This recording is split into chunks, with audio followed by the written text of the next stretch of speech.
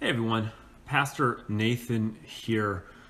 We finished with the Red Letter Challenge, and we're now moving back, at least for me, I'm moving back into the Psalms and praying the Psalms.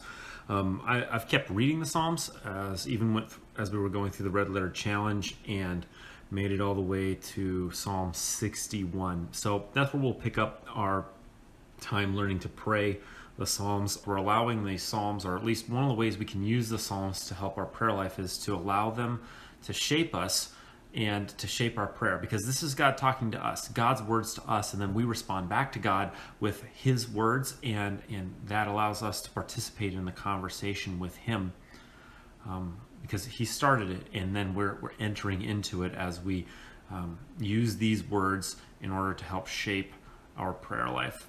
David writes in this one, there's a couple things in Psalm 61. It's super short, but I do want to point out a couple of things that were at least helpful for me. One was, lead me to the rock that is higher than I, for you have been my refuge, a strong tower against the foe. That is such a powerful prayer.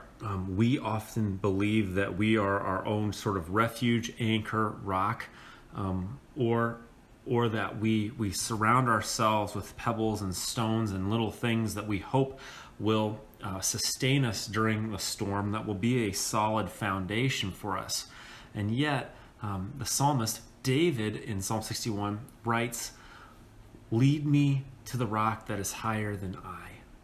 I think that is so powerful for us to be able to pray, to be reminded that we are not our own refuge. And whatever we try to cobble together as a foundation will quickly crumble under the weight of life.